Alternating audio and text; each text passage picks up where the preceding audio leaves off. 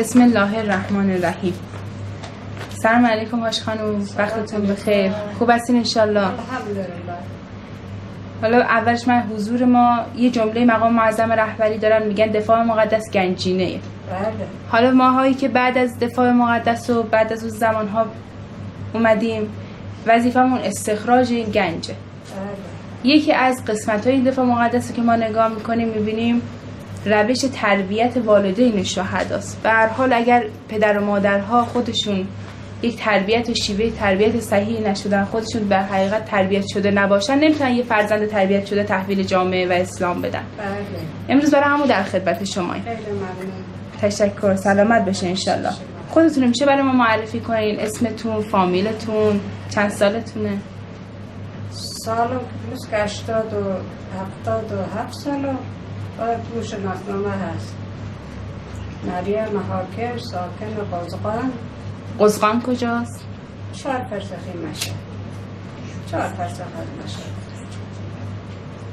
نمیدونم دیگه حالا 80 سال ما یا 79 سال. انشالله سلامت باشین و عمر طولانی خدا بهتون بده. پدر و مادر چی کاره بودن؟ شغلشون چی بود؟ ما روستایی بود. روستای قزقان. بله، روستای قزقان. اونم کشاورز. ما خودمان کشاورز. بود که دیگه تا این مریض شد و ما آمدیم مشهد و این عمل کردیم دیگه سکنا ما. پس پدرتونم کشاورز بودن، مادرتونم که حالا کمک میکردن؟ خانه‌دار بودن دیگه. چند تا بچه داشتن؟ شما چند تا خواهر برادر بودین؟ ما 3 تا خواهر بودیم، 2 تا برادر. اونا که همه فوت کردن، ما مونده. یه خواهر مونده. خدا رحمتش کنه. سلامت بشه شما. دیگه چی بکنم؟ دیگه فقط کشاورزی بود شغل اصلیت ما کشاورزی. اصلا غیر اصلیتتون چی بود؟ غیر اصلیت ما هیچ. نگودی شغل اصلیمون کشاورزی بود؟ گفتم در کنارش شغلای دیگه هم داشته. ها دیگه گوسفندداری بود، هر 50 تا 60 تا گوسفند داشت. همین کشاورزی. گلدوزی و سر. پس هنرمندی؟ یک زمانه بودم. دیگه چی؟ دیگه اول انقلابم که دیگه بعد اول انقلابم که شد همسادا گفتن بیر بابا عجیب نخوی کلوف بگیره بیشنم توی خانه توی یک زیرزمین بزرگ بود بیشنم به جبهه به جبونه جاکت با سرده خدا الهی بیا مرتبطان خدا رحمت. یک 2 ماهی هست فوت کرده همون مادر ما بود. همسایتون آره؟ همسادا بود. 10 نفر 20 نفر جمع کردن کارا مرد کردن نشست به جاکت بافی. تو هم قزقون؟ نه تو شهر قمخونه اول انقلاب ما اونجا نشستیم. کجا دقیقا؟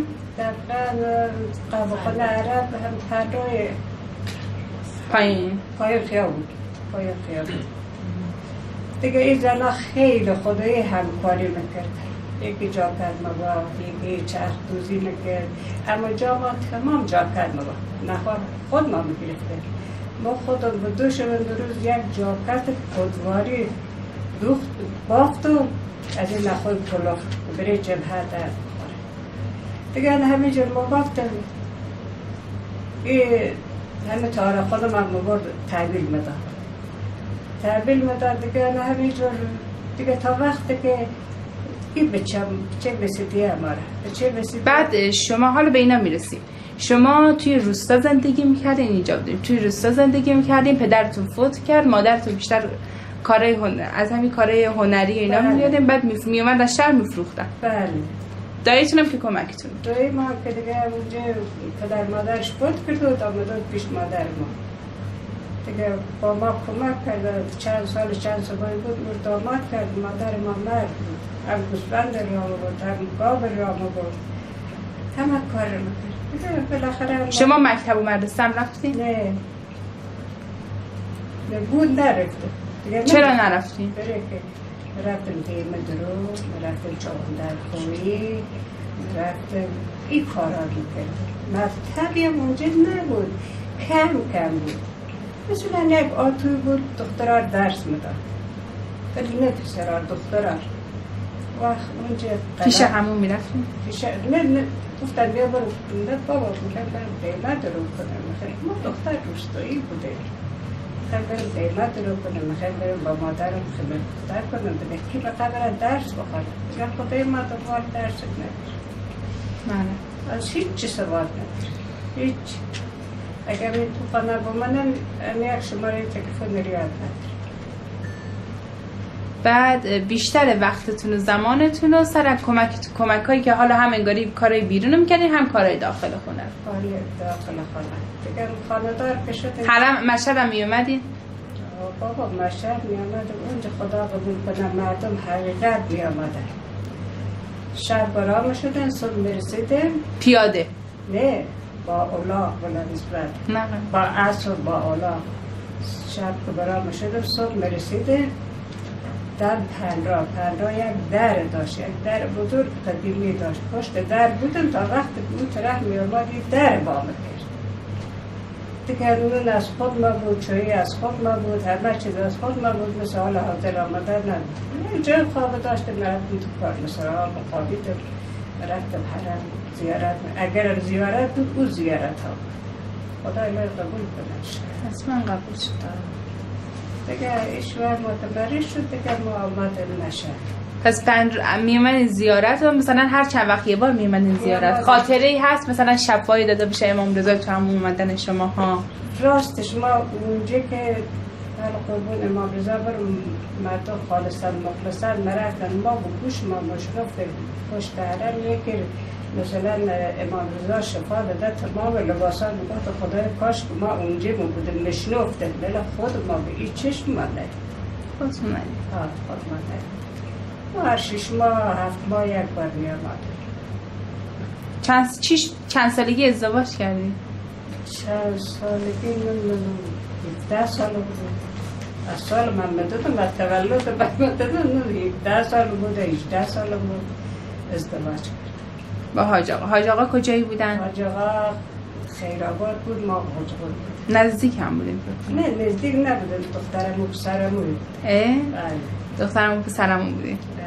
دخترم و پسرمون بودیم. بعد اونا از خیرآباد آمدن اینجا خواستگاری ما دیگه. یک 10 تا سینه گنده بود، نخود کشمیش و تو سرشو کردن و آوردن پیش ما عقد. موقعی خواستگاری؟ نه خواستگاری که برایش با خواهرش ما جواب که داده اون موقع خود کشمیشه تو تایچه میکردن رو خر بلد سبت بود داشته. مثلا 20 متر او برتر سینیار می آورد، سینیار بی سنگینه همه نخود کشمیش میرختن و یک شال سفید و ریشه دار و گلمگولی هم داشتن و تو سر جا میکردن و گفتن شبا دیگه نه قول بنداغ نقل بود نه شیرنی خامه‌ای بود، هیچ چی را هم نخود کشمیش بود. نخود کشمیش را وقتی که چرت میکردن برخش بود. یک کاسه کوچیک داشتن میرختن اینجا. این سبت و او سبت ما اینجا زندگی. چی شد که شما راضی شدیم به پسرمون؟ خب دیگر میشناختینش دیگه؟ اصلا ما ندیده بودم اصلا. رفت آمد نداشت؟ رفت آمد داشت. ما اونا روستای دیگر بود، ما روستای اگه مرفت مادرم مرفت. ما مثلا خانه بگم داشتیم با مار بدوخته این کارا رو میکرد. تا مار آمدن خواهرش دیدن و همه دخترمو خیلی دختر خوب زبر رنگیه همه بره ساق میگیره. این شد که آمدن خواستگاری و ما اصلا ندیدیم این چیزور آدم از کله پوره زشته بیمه که بله هم نگفتیم. اول ما بله گفتم رفتن عقد. همون روستای شما یا روستای اونو عقد کردید؟ روستای ما بازغون عقد کردید. این از سرگذشت ما. بعد که عقد کردین کجا زندگی کردین؟ کجا زندگی رو شروع کردین؟ اونجا که دخترها خیلی نمان داشتن مثلا چند باشه دعوت باشه. بعد از 6 ماه آمدن ما بردن بعد به همون خیرآباد رفتین خیرآباد؟ گرسی ما گرفتن و یک بار اولاغ و یک بار اسب و آمدن ما برداشتن بردن اینجا. بیا تو یک خانه کوچیک نمه زندگی کرد. اون خونه کجا بود؟ توی با هم خود مادر پدرشون بود یا نه جدا بودین توی یک زمین؟ خانه قدیم همینجور دور تا دور، مثلا یک اتاق اینجا یک اتاق بود دیگه، خیلی نه چیز نبود، نه گاز بود، نه تلویزیون بود، نه یخچال بود، نه مبل بود، یا یک تکه نمد بود یا یک تکه نمد. ما یک نمد خوردم از این کوچکتر جاست. فقط جاست و یک نمد بود؟ نه یک نمد بود، یک صندوق بود، یک سینی بود، 6 تا کاسه چای خوری بود، 6 تا کاسه آبگوش خوری بود. من آبگوش خیلی می‌خوردم، 6 تا کاسه بود. همین جهاز ما یک آفتابه بود، یک کتری میسی، آفتابه میسی، دلینگ مال برداشت. دیگه رفتین خیرآباد؟ رفتم خیرآباد. چی کاره بودن حاج آقا؟ چی شغلی داشت؟ حاج آقا چوب. چی بود؟ چوب. اونا مال خودش بود یا نه مال با کسی دیگه بود؟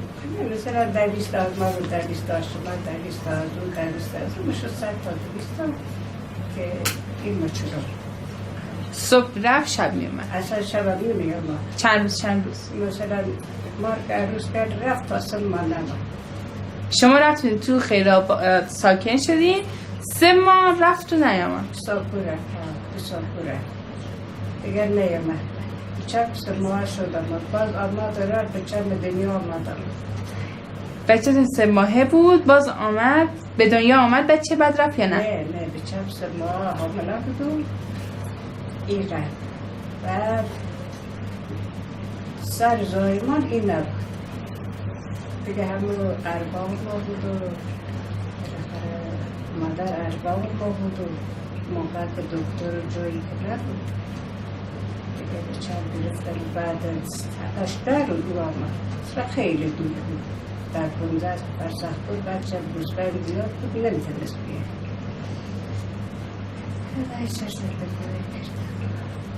چند تا بچه داری؟ من یک دختر دارم 2 تا پسر. خدا ایشالا براتون حفظ کنه. یکی هم که شهید شده، یعنی 4 تا داشتیم. مناسب. یکی رفت روی حق در جای خودش باز کرد. از بچه ها بگین الان کجان چی کارم؟ بچه ها یکی که بازنشسته شده تو داره کار رو سنگی میشه، یکی دیگه هم از که 3 سال دیگه داره که بازنشسته میره تا هفته تیر میشه. دختر ما که ازدواج کرده همی هاشمیه میشه. ما خود لازم شوهر اینجا میشه. قبلا کجا زندگی میکردین؟ شما بعد شما ساکن خیرآباد شدین؟ تا چند سال خیرآباد بودین؟ ما الان همین پسر بزرگ 5 سالش بودن. یعنی اولین بچه هم که به دنیا آمد 5 سالشه شما آمدین؟ 5 سالش شد ایران مدرسه. چی شد که اومدین مشهد؟ موقع حاج آقا مریض شد، از اصل گفتگو بود، این دودش پاره رفت و دکترها نمیخواد. دیگه هر چه داشتیم نداشتیم فروختم و موقع پول کم بود، یک روزبند رو میفروختم 5 تا. دیگه آخر چه نداشتم دیگه مجبور شدم آمده باشه. دیدم اونجا که من نه خانه دارم نه روزبند دارم، همه فروخته. دیگه آمدم خواهیدم و نجور بود زندگی که بهتر زیاد دیگه خوش حالش بهتر. یک دونه بچه بیشتر نداشت؟ یک دونه بچه بیشتر نداشت. وقت آمدن مشهد همون یک دونه داشت. بعد حامله بودم، بعد از اون علی آقا ما به دنیا آمد. علی آقا. اسم فرزند اولتون چیه؟ اسم فرزند اول ما موسی، علی آقا، بعدی مجید آقا یا نه؟ نه، بعدی معروف، بعدی مجید آقا. چی شد یه اسما رو انتخاب کردیم؟ چی شد علی و موسی؟ الان میگن موسی اسمیه. موسی که قول بدنا خدا میگن که حضرت موسی کوی طول مرح مراجعات مکردشتا. موسی بعد نیست رجب ماه رجب بدنا. هر ماهی که چیز بود شعبان بود شعبان نقطاش، رجب بود رجب نقطاش، رمضان بود رمضان نقطاش. مردم این اسم عجب قریب کنن. ما ماه رجب بدنا بوده گذشته رجب اسم اصلیش. ولی حال خانمش گردنده علی آقا ما هم رو جمع. اولی هم که موسی. بعد اومدیم مشهد، رفتیم پناه. چی شد؟ خونه اجاره کردیم؟ نه بابا ما مستاجر بودیم. ما مستاجر بودیم تا وقتی که چای خورده به استقبال آمدن و درسشان خوندن و کمک و لباش کردن. این زمین اداره زمین شهری با ما بود. وقت ساخت و ساز شد که دیگر هم مجید ما هم موسی ما هم رجب ما چون اون موقع که مثل حال نبود کمک و لباشم میکردن. مثلا روزی که مرا سرکار میدار سرکار روزی نبود انجام داد و لباش اینجا کمک کردن دیگه درس و سالا. بچه به جایی که بچه دومتون به دنیا اومد، بعد حاج آقا چی شغلی چی کار میکرد مشهد؟ حاج آقا اون موقع میرفت تو قصابخانه چوداری میکرد. میگه چوداری چه بوسکار نخره میفروشه. اون موقع اونجا بعد چند سالی کاری کرد؟ تقریبا خیلی 10 سال 15 سال کار. درآمدش خوب بود؟ چجوری؟ اون موقع میرفت 2 تومن کار میکرد. 25,000 2 تومن کار. شما چی کار میکردی؟ ما چرخ میشت. چیکار؟ چرخ میشت. پشما رو چرخ میکردی؟ چرخ میشت. اونجا دیگه زنا بیکار نبودن. پول که نبود. 6 کیلو پشم مرشته به 6 تومن. 6 کیلو به تو خانه ریزی کار میکرد. تا وقتی که الحمدلله باز همه با 4 ماه به دست آمد. پس حاج آقا تا چند سال؟ تا دیگه 10 سال 15 سال گوسفند چوب داری؟ بعدش چی کار کردم؟ بعدش هم دیگه رفت تو نیروگاه تو شرکت رفت تو نیروگاه توس یک مدت وجود بود. نیروگاه که توس تموم شد بعد آمد تو همه دانشگاه قسمت بنایی شد. دانشگاه فردوسی؟ ها همه دانشگاه فردوسی تا وقت بازنشسته شد. 2 بار 3 بار پاش شکست و دیگه اون موقع حقوق نمیدادن، بیمه که نمیکردن دیگه. 2 بار پاش شکست و در 15 روز مرخصی مدادن. بعد مرا پیش دکتر میگه باز بری سر کار. بابا این پا من شکسته ما کار نداره. اگر نمیرفت همون بستمان نرم نمیدن. اینجور بود ظالم بودن که بالاخره حتما مکتب این پاش درد کنه. شما تا چند وقت پشم؟ ما تا وقت همین دختر به دنیا بود. دختر مالا 42 سالشه. یعنی چند سال تقریبا؟ شما بچه دومتون موقع آمدین مشهد، اولی که آمدین مشهد به دنیا آمد، چند سال بعد دخترتون به دنیا آمد؟ بعدش همه رجب ما بود. بعدش رجب یعنی؟ بعدش رجب. بعدش رجب. بعد او مجید مالا 40 سال شد. 45 سال شد.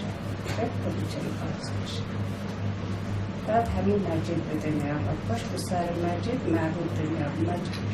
محبوب 42 سال داره. آخرین بچه‌تونه؟ بله. فکر کنم 50 سالش باشه. پس شما یک 10-20 سالی پشم می‌زدین آره؟ بابا کار ما پشم رسی بود. امر کنم تو خونه بیشتر وقتتون پشم؟ پشم. صبح 6 تا ساعت 6 کارا من میکردم. مثال نبودن بخواه ساعت 6 من میخواستم اینجا سن حیات زیاد بود. خانم من میشستم تو حیات چرخ مرشت. 1 کیلو پشم مرشتم. 1 سخت نبود این بچه ها رو بزرگ کنین؟ چرا؟ چرا سخت نبود؟ یک خانه اقل مستجری 5 من مداده. خواهی بچه ها اون موقع کیته که نبود. کتابار میگرد چه اول بار کتابار بگرفتم. یک موقع کش بود. گردم کش گرم کردم چیزار کتابار توی کشه چالار میکردم و زیر غرشا میکردم مرفت. اینجور مادونی مد که نبود دیگه. که هرچه داشت ما پوشید با 4 خانه. ما رو جا قرم نبود سر بزرگ مدات مرم ندرسه. روزی 1 قرون بهش میداد؟ به بقیه هم پول میدادین؟ خب این نه دیگه همه مدرسه نبرد. وقتی میخواستم پول ندارم میگوش تو پول نداری زیر چراغ کردی همه داشتی 1 قرون هست. اما بچه ها ما اهل که برداره باید میخواست پول نداره میخواد با یک قرارداد اومده خب برای زیر چرا که نگاه کنیم پول هست میدهیه خب پس ما یک قرارداد چرا ما جب کنیم چست بودن که اون ما جب کنیم بعد ما یک قرارداد میکنیم که مرا فریاد میکنیم که چرا کنیم فاصله بچه اول و دومتون چند ساله تقریبا؟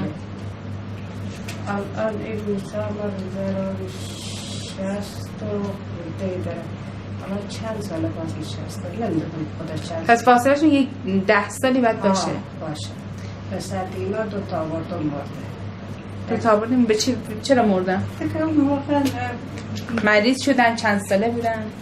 1-2 ساله بود اسهال استفراغ شد یکی دیگه شب 3 سالی نیم شد کار اسهال استفراغ شد میزکار بود دکتر خیلی نبود دکتر شملا بود میدون شهدان میرفت خیلی نبود که ما اونا بودن سخته هرچه بود دیگه زندگی کرد تا حاله بعدی بچه هایی که حالا بیاین بچه دوم سوم اینا به دنیا آمدن اینا میخواستم برم اینا چند کلاس مدرسه رفتن نه اینا تا 12 رفت تا دیپلم حالا اون موقع دانشگاه خیلی نبود مگر اون که خیلی توی قول بنده خدا تو اداراجات و اینجور چیزا بود میگفتن دانشگاه هست ولی تا دیپلم که اینا چیز کردن رفتن سر بود دیپلم برای اونا مثل لیسانس فوق لیسانس حالا تا دیپلم میخونن تا دیپلم چی شد اینا چیکار میکردن تو طول روز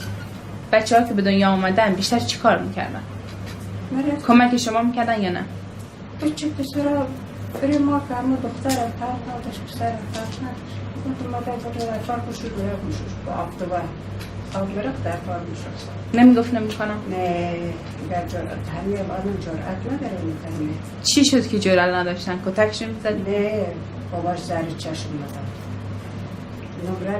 نمره بعد نمی آورد ما خطاش میدید بعد بابا کیفش مقدار شد زیر رو سرش یک دنگی بیست نمیتونه این تجدید آورده نبورده این درسش خوبه نیسته یک لنگی بیسته بگو این خط تو بد خدا شاید بگو این خط تو بد این بچه ها اونجور تربیت دیگه چی کارشون میکردین که نه دیگه هیچ یک لحظه میبینیم خودم کار نبودن که اهل در بیرون ما آمدن شهر اینا برد اون موقع ما به جریت خیلی نبود میخواست نکدره فلان کس میگه شما رو ببره از خانه در نمشد چه اهل ساله وقتی سما تعطیله مرفت اونجا بسنگی پال دشهی کوت دشهی چیزایی که فامیه که ایجودی که دست میدازد شبایی را نمیده مرفت بالای سر شبان استاد اینا مفروختن میامد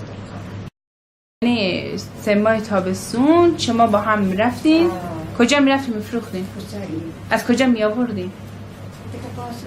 مثلا 1 تومن 2 تومن بوم دادم 1 تومن 2 تومن بعد این موقع باز این تو پول خود جمع کنی پول مال دشی پول دشی را جمع کنی اینا جمع میکردن میشه 4 تومن 5 تومن یک وقت بنای مفروختن 3 ماه تابستون یا نه موقع مدرسه هم می‌خوریم 3 ماه تابستون گفتم که کیف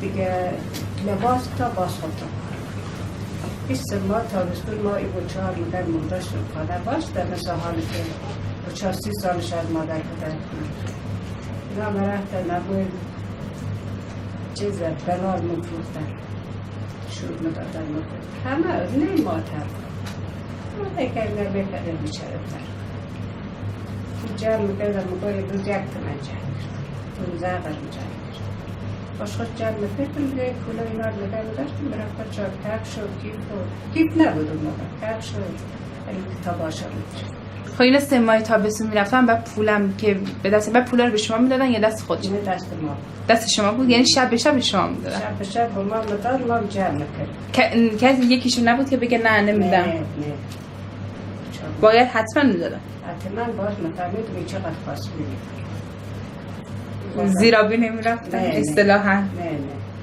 اینا یک بچه صداقت بودن که اگر داشتی خرج میکنیم با ما داشتی. از کجا صداقت یاد گرفته بودن؟ صداقت از خودمون. ما زن شوهر مرا 60 سال 70 سال زندگی میکنم همینجوره. نه ما داشتی قسم دار از او درون که فرمان باشد نه او از این صداقت. با چا میاد؟ بودم با بعد پول نداریم با ما یک داریم بریم. اجوری نبود بگن نه دیگه این پس انداز مایه؟ نه جرأت داشته. خب اینا میرفتن تابستون که پول به دست می آوردن، بعد نمیگفتن موقع مدرسه ها حالا ما نمیریم مدرسه، ما میخوایم بازم بریم پول بگیریم. نه سر موقع در به مدرسه دیگه مرفتم برای نه کفش میگرفتم، کتاب میگرفتم، لباس میگرفتم، یک دست لباس میگرفتم. اینا رو بانه مدرسه رو میگرفتم. حالا هر چی بود یک ساندویچ نپالی پنیره مثلا ماست بود، اینا تو جیبشان میکردن. خودشون علاقه داشتن؟ خودشون تا 12 علاقه داشتن. 12 به بعد خود بابام یک کارگر یک ما نمیدونم سربازی بره. من دوش بابام اتفاق. تفریح چی کام کردن؟ تفریح نمیرفتم. تفریح نمیرفتم؟ خیلی میرفتم تا پارک میرفتم. کنم پایین بودم سال یک بار دو بار میآوردم به 4 پارک. اون تفریح دیگه نداشته. دختر خانمتونم مدرسه رفت؟ خانم ما 12 کلاس. براتون فرقی نداشت که دختر مدرسه نفرستین؟ فرق نه. اولاد بری پدر مادر فرق داره. به هر حال دختر بود دیگه، فرقی نمی‌کرد. بعدش خاطر خودم بعد که عروس شد خود چه شیرین میده. پسر وقت داغا شد خود چه شیرین میده. ببینیم چی نشون میده. فهمیدی؟ یکی از را میام میگه بابا جان چیکار میکنی؟ خسته نباشی؟ فشار زده بالا، انجلی تزدیدی دختری کار میگه. ولی پسرت در میام میگه سلام بابا، حالت خوبه؟ خوب هستی؟ مادر حالت خوبه؟ وقتی حال خوب نیست کتاب نریزن ما برای دکتر میکنیم عمل قلب کردن 12 ساله. عمل قلب مشهد رفته. انشالله همیشه سرزنده و سالم. دیگه هرچی خدا به حق قسمت زهرا به جونا هم سن سال ما بشه فقط گشت گام هرچی خدا. شما این بچه ها نسبت به مسائل دینی چه میدونم نماز روزه چی کار میکنن؟ نماز روزه خود ما میخوانیم اونا رو تعلیم هم میشون خواهمستر نماز میخوانیم جور که نبود که بگم تو برو نماز بخون. از مدرسه که می آمدم اونجا یک سر روزه بود، 2 سر روزه نبود، 2 سر روزه بود. میگفتم نماز تا بخور یا موضوع گرفتم یا بعد وضوع گرفتم نماز بخور صبح ساعت 5 وقت میخواست. یک آلادین داشت که 3 مار آب میکردم مم داشتم چای مم داشتم بودم نخواستم نماز. اینا همون تاریکی ور میخواستم نماز شام میخواندم پرسید و دیگه همین صبحانه ما میآورد چیز صبحانه شیرین خوب بود. سیلین مم داشتم چای مم داشتم همه آمده به حال این بچه ها میخوان برن مدرسه. ما یک کارگر که میخواست برای سر کار دیگه اینا صبحانه بدادم در مشهد مرفتم تازه سرم یک بسل پشت بود، چکه تاک مرغ بود، یک کیلو برنج گرده بود، بسه حال که نبود. درست میکردم یا خاری نمیدادم بچه به چه خد نشتم بچه خاری نمیدادم خودم بچه رسیم دیگه 4 ساله میکردم احمدآباد نشسته خانه یک بنده خدا بیار مرزفور پدر هم مادر دیگه جارا خانه بیرون ما رفتم پایین پیامم گفتم ببرم دخترم ببینیم برای تو مدت تو پیچه نده. برای کدوم پسرتون؟ برای پسر بزرگی ما 7 سال تو حیات اونا بود. هر همساده یک اتاق داشت. نه قدر بزرگ هر بسیم اتاق 5 تا همساده بودیم 5 تا اتاق داشت. یکی هم کدومش هست. گفتم کلیه برای همین سده دختر خوب مومن هست اگر بیرون اگر همین بوده خیلی خوب. موقع اون رقص پادانش پسر ما از سربازی آمده بود. نه ما در اونا بالا شهر ما پای شهر مستجره خدا هرچی دید. بعد از 2-3 سال درخواست رفتم پرسنگی یک روی رفتم در خانه من در زدم و ای مریم خانم صدای مریم خانم بودم خانم بودم همه چی عجب نداد 2 سال اینجا آمدی گفتم دیگه آمده پرسنگی خسته رفتم آمده اینجا چایی بخورم 2 سال نبود باید بالا بشید و پایین بشید و چکار هر دو خواب شد یک چایی آوردم خورد جاد خالی گفتم صدا جان ما آمده بریم مرساه میخیم میچ رو در رو شما خندید خیلی خوش اخلاق با ایمان هر چی بگی دختر با ایمان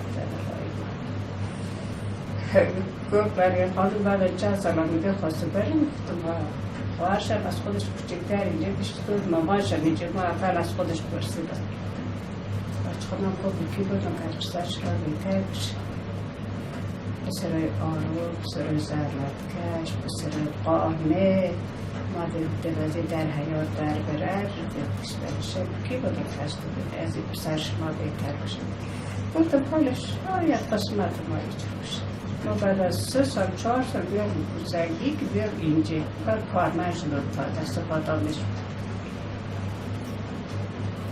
خب حالا بود برادرش بود برادرش موقع مهندس بود مهندس شرکت برق گفت مادر جان من 5 سال 6 سال اینجا نشستم مادری که عیب نیست خدا بهشان خیلی بگید 2 تا دختر داشت ما رفتم خواستگاری و بالاخره جواب دادم فقط به من اشتوفانه گرفتم عرصیشم رفتم معاصر سر ما گفت بودم ما در جنبه مردم بخوره یا مگشوره یا بیلبک این معاصر میرم میام خانم این موقع منطقه تربیتی بود و این کار من شد دیگه اصلاش رو برداشتم رفتم تربیت یه دختره اینجا بودم سر بار اولش حامله بود اینا قبل از زمان جنگه؟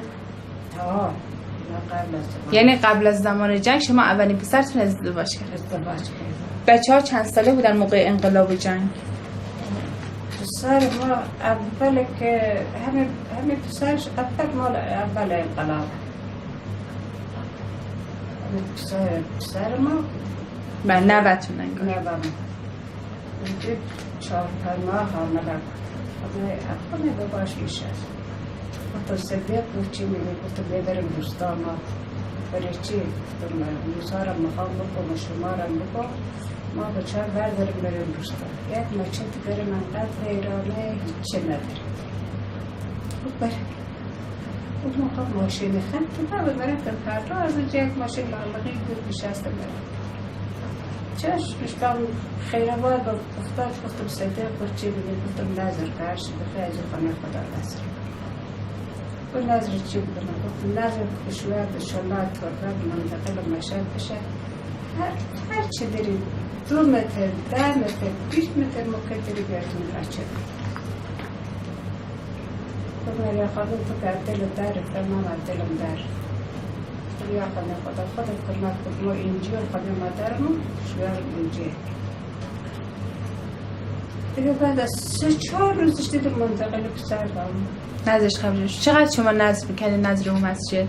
خیلی الان برم نظر کنم چی نظرایی مثلا اون اولا نظر اون مسجد کردید؟ نظر مسجد اگر نظر خیلی شدیدی یعنی فهمیدی که دیگه این خود بگه خدا برای آدم فایده داره که نظر میکنی خانه خدا که دیگه همیشه فایده داره برای آدم دیگه بعد که مثال که مامان نظر کرده این مگفت مادر این مگفت مامان گفتم نگاه مادر جان من نظر کرده هر چی داری 10 متر 20 متر 5 متر بیاره مسجد بنداز مسجد بخواه و باشه اما منطقه باشم رفت بعد از 3-4 روز موقع تلفن چیز نبود که بازم خیلی نبود اما بسیده منطقه مشهد شد و خب برن اول بود بگیرم برم خیرآباد اینجا قلعه ویرانه بود رفتم انداختم باید گفتم ای خانه خدا شنبه که دیگر برای همه